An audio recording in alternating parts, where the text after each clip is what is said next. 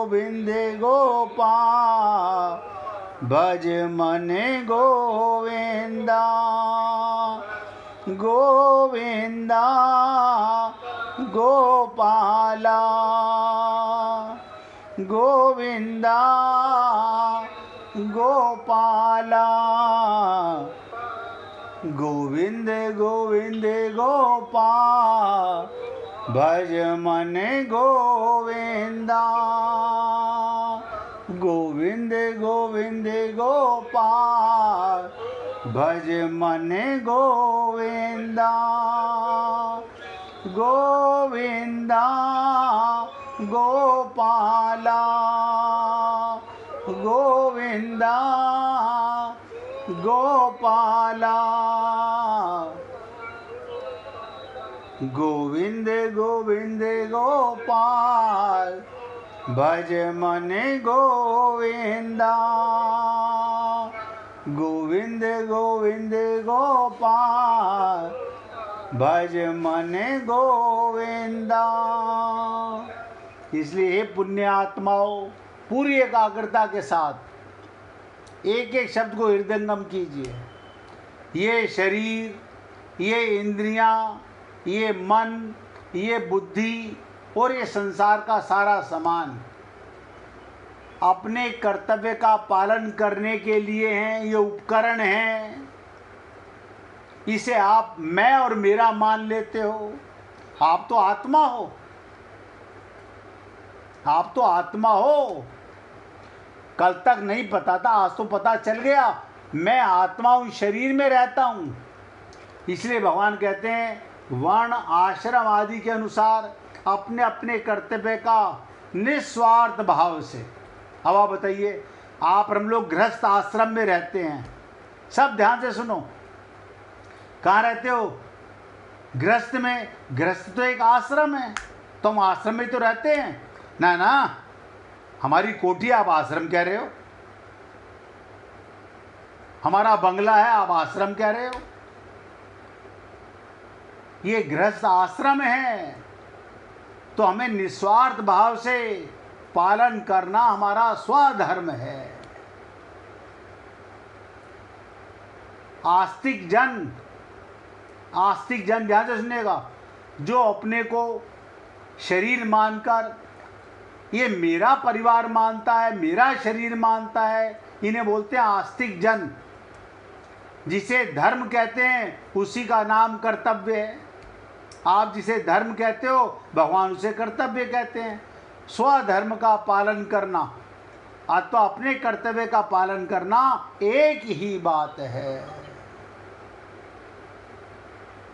हमारा सबका कर्तव्य है अपने परिवार की सेवा करना। यही तो हमारा कर्तव्य है, यही हमारा स्वधर्म है, अंतर नहीं है।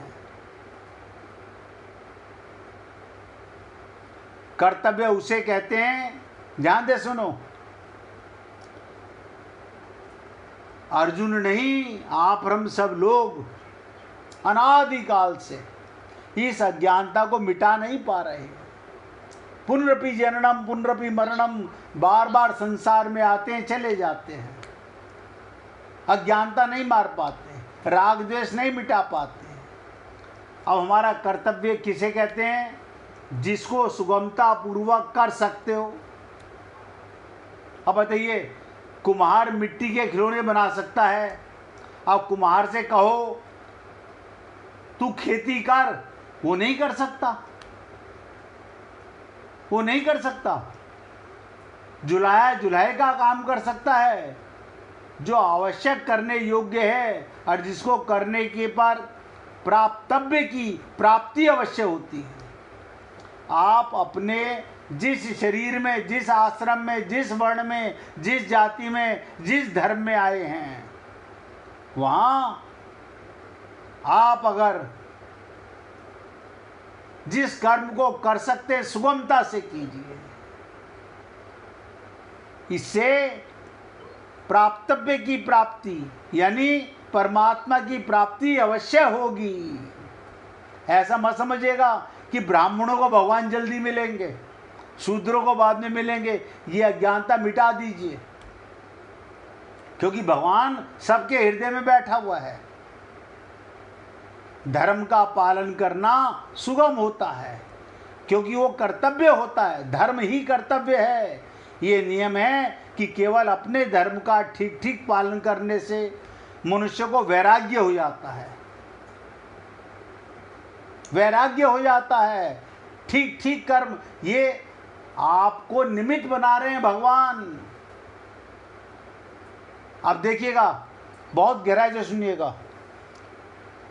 स्त्री जाति में और पुरुष जाति में, भाई जी अपने मोबाइल की आवाज़ बंद कर लेना, मैं दोनों की बातें बताने जा रहा हूँ। स्त्री जाति में ये अज्ञान भर गया कि मैंने इस बच्चे को जन्म दिया है,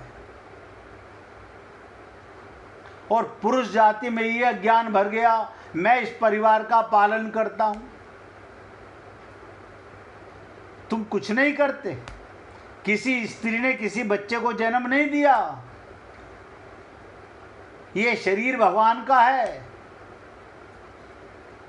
और भगवान ही अंदर शरीर की रचना करता है, और भगवान ही, ये तो आप हम लोगों का कर्तव्य है, स्त्री का कर्तव्य है स्त्री का धर्म करना, पुरुष का कर्तव्य है पुरुष का धर्म करना।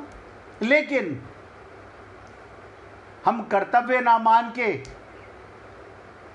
कोई धर्म के चक्कर में फंस गया, कोई अपने राग द्वेष के चक्कर में पड़ गया। अगर व्यक्ति ठीक ठीक कर्तव्य कर्म करके धर्म का पालन करता है तो उसको संसार से वैराग्य हो जाता है, कोई राग नहीं होता। अब आप बताइए, हम होटल में जाते हैं, हम प्लेन में जाते हैं, तो हमारा प्लेन में बैठ कर के सफ़र करने के बाद उस प्लेन से राग हो जाता है क्या? नहीं, कोई राग नहीं हो जाता। हमारा काम था उसके माध्यम से यात्रा करनी, वहाँ तक अपने लक्ष्य तक जाना। ये शरीर किस लिए मिला है? हरि को पाने के लिए, भगवत प्राप्ति करने के लिए। लेकिन कब होगी भगवत प्राप्ति? जब हम स्वयं धर्म को समझेंगे। हमने अपने को शरीर माना हुआ है, ये हम सबका पाप है। पाना चाहते हैं राम रस, और मल रस छोड़ना नहीं चाहते। शरीर को संसार का रस मिल रहा है, आत्मा को परमात्मा का प्रेम मिलता है। दोनों को मिक्स मत करो। केवल कर्तव्य मात्र समझकर, केवल कर्तव्य मात्र समझकर धर्म का पालन करने से कर्मों का प्रभाव प्रकृति में चला जाता है, और इस तरह अपने साथ कर्मों का संबंध नहीं रहता। अन्यथा हमारा मैंने किया। आप सोचिए, देखो, आज तक आप हम लोग अपने कर्तव्य मात्र को समझकर धर्म का पालन नहीं कर रहे। हम अपना मान करके, कर्तव्य कर्म मान करके करना था। धर्म का पालन करने से कर्मों का प्रभाव, आपका प्रत्येक कर्म प्रकृति में चला जाता है, और इस तरह अपने साथ कर्मों का संबंध नहीं रहता, और हमारा संबंध सदा संसार से बना रहता है। क्या कारण है? आप अपने को शरीर मानते हो। हम दफ्तर से वापस आते हैं, दफ्तर से बाहर आते ही हमारी दफ्तर में कोई आसक्ति नहीं है। हाँ, दफ्तर में भी एक ड्रायर के अंदर हमने लॉक कर रखा है, अपना सामान रखा हुआ है, उसमें फिर हमारी आसक्ति हो गई। देखो कमाल की चीज।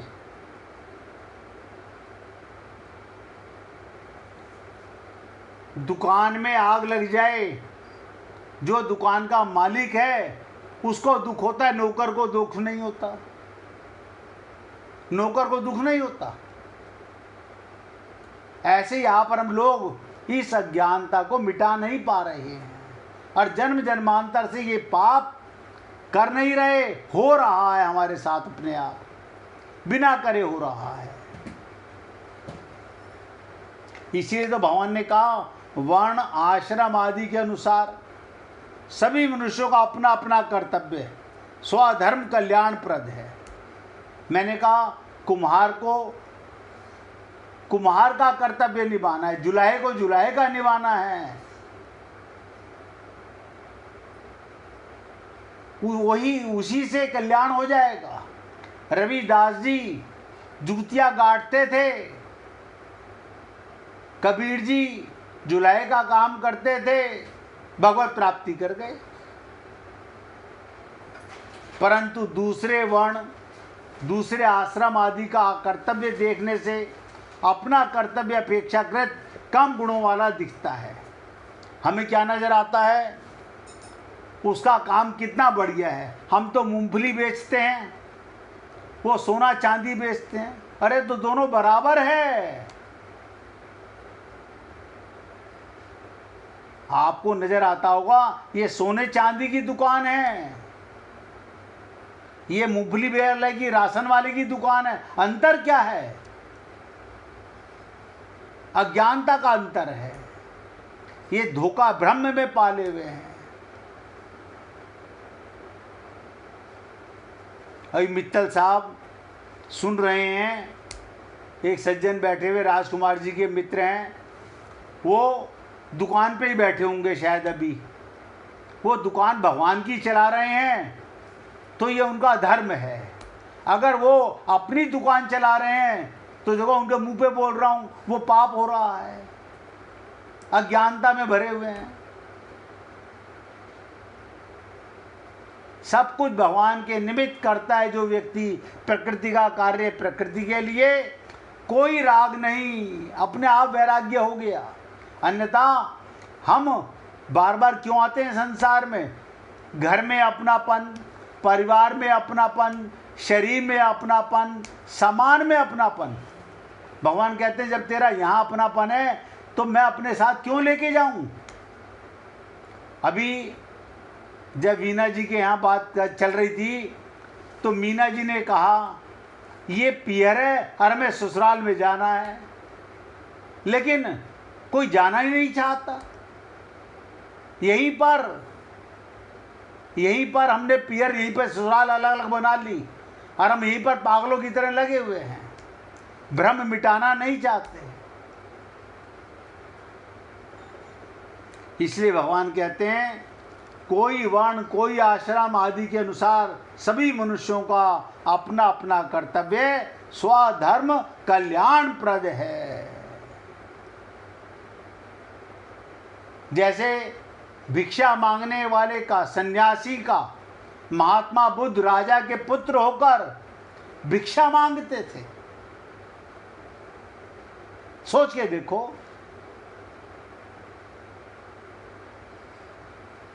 भक्त प्रहलाद को भगवान ने राज्य दे दिया, वो राज्य चला रहे हैं, वो उनका स्वधर्म है, भगवान का मान के चलाते थे। लेकिन आप और हम लोग इसी अज्ञानता को मिटा नहीं पा रहे हैं। लेकिन आप और हम लोग दूसरे के धर्म को देखकर, दूसरे के आश्रम को देखकर अपना कर्तव्य कम गुणों वाला नजर आता है। जैसे ब्राह्मण के कर्तव्य की अपेक्षा क्षत्रिय के कर्तव्य। अब देखिएगा, एक में सम दम तप क्षमा आदि है और दूसरे में युद्ध करना है। क्षत्रिय का काम है युद्ध करना, उसमें अहिंसा आदि है, गुणों में कमी दिखती है। हमें लगता है क्षत्रियों का काम तो मारना काटना है। आप सोच के देखो, कसाई का धर्म, आप सोचो, सदन कसाई को भगवत प्राप्ति हो गई। आपका कर्म है, जहां भगवान ने भेज दिया वो कर्म आप कर रहे हैं। रामकृष्ण परमहंस जन्म से मच्छी खाते थे, वो उनके शरीर का धर्म था। आत्मा का धर्म भगवान के अब जिस घर में आए हैं, अगर वहां पर जन्म लिया है, वहां पर मछलियां बेची जा रही हैं, खाई जा रही हैं, हमारी दृष्टि में वो पाप है। इसलिए हमारी खोपड़ी कभी इन चीज़ों को समझ नहीं सकती। मैं तो हे पुण्य आत्माओं केवल आपसे निवेदन करता हूँ, भगवत प्राप्ति को कठिन मत बनाओ। ये कठिन है नहीं, कठिन केवल हमने माना हुआ है।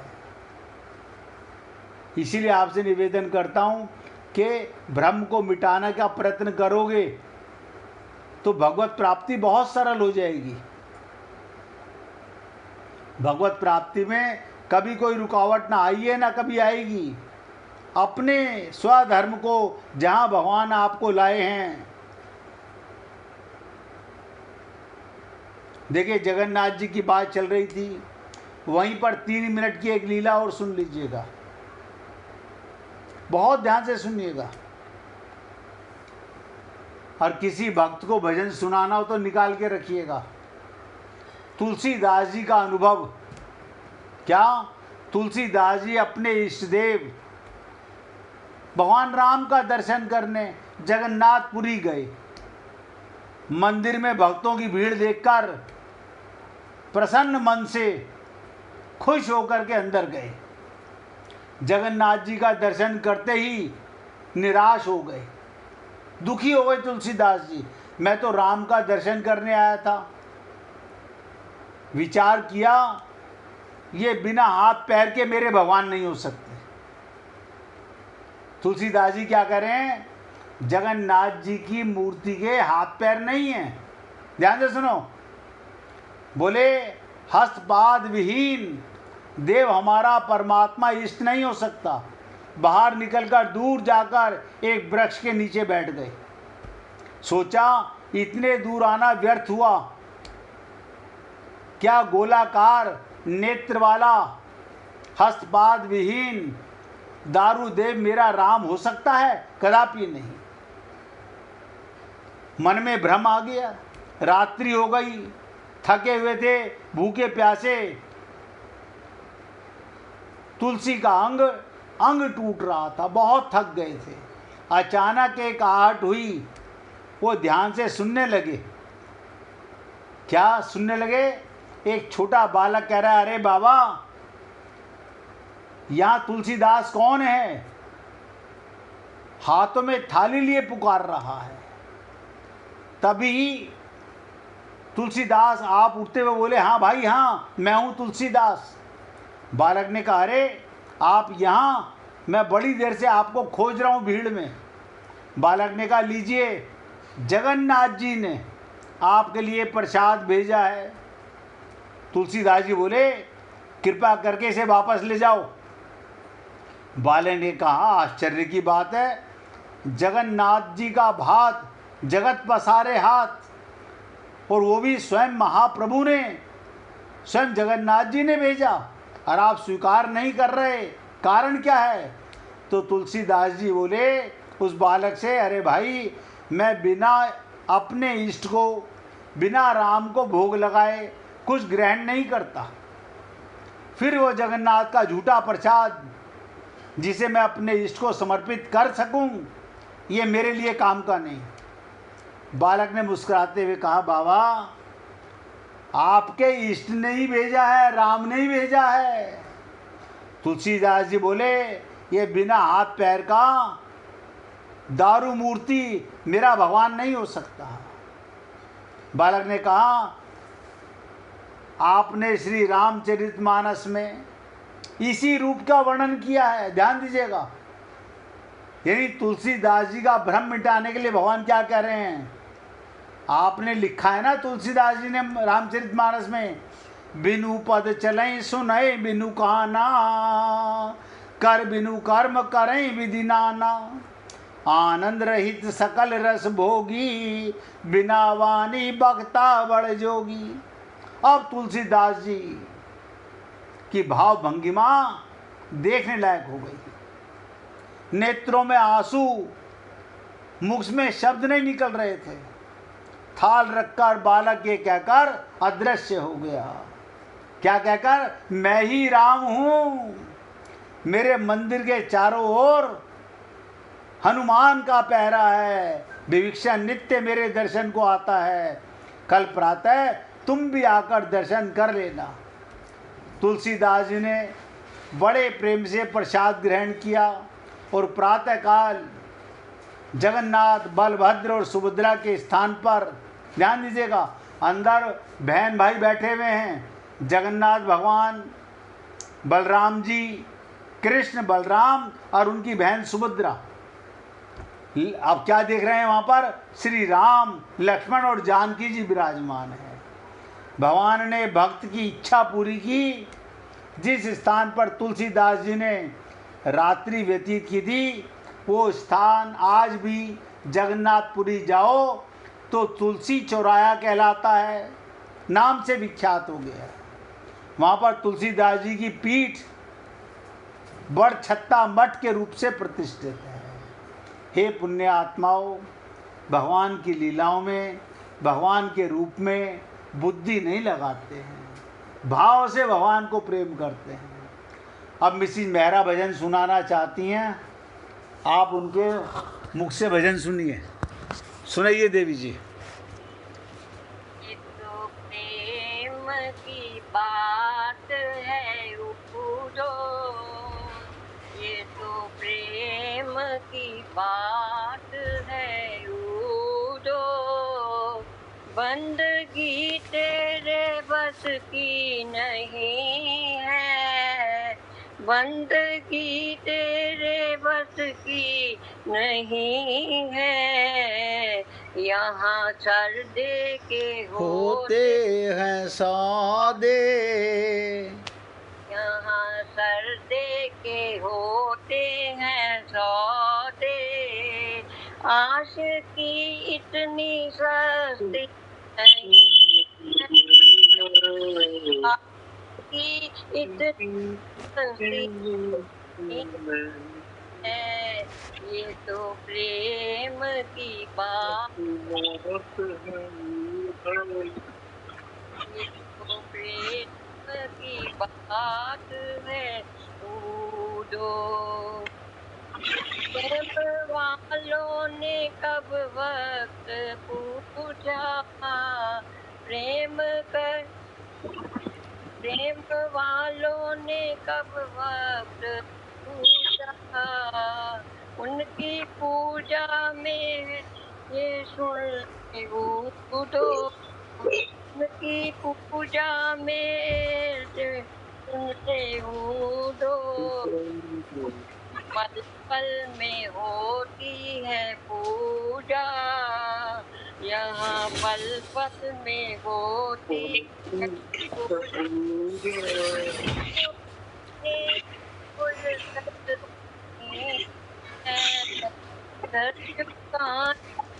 फुर्सत नहीं है, ये तो प्रेम की बात है उदो,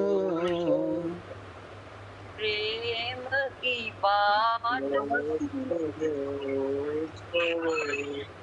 जो असल में मस्ती में डूबे, जो असल में मस्ती डूबे, क्या परवाह जिंदगी की, क्या परवाह जिंदगी की,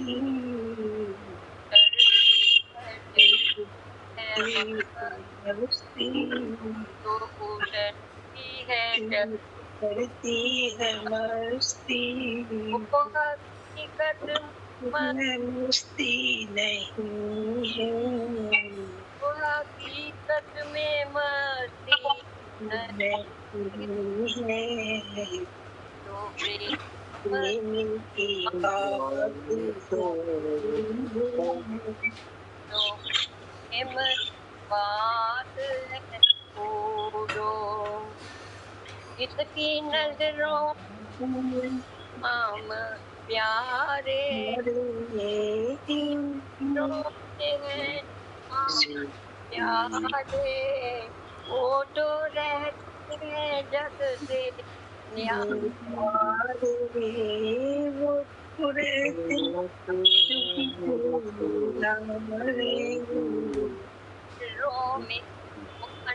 समाए, जिसकी नजरों में समाए, तर फिर तरसती नहीं है, वो नजर फिर तरसती नहीं है, ये तो प्रेम बात है, बोलो तो बोलो, बंदगी तेरे बंदगी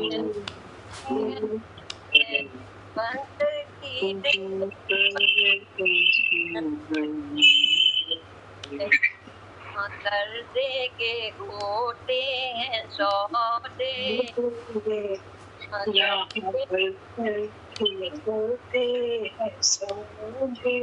आशिक की इतनी सस्ती नहीं है, सस्ती प्रेम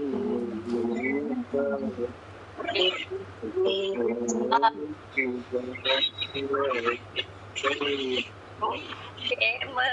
बात बोलिए वृंदावन बिहारी लाल की जय जय श्री राधे, जय जय श्री राधे। बोलिए लाल जी का मंगल हो, सभी भक्तों का मंगल हो। सबको राधे राधे भैया, सबको राधे राधे भाई, राधे राधे, सबको राधे राधे जी, राधे राधे, सबको राधे राधे जी, राधे राधे जी, राधे राधे, सबको राधे राधे भाई, राधे राधे, राधे राधे जी, राधे राधे।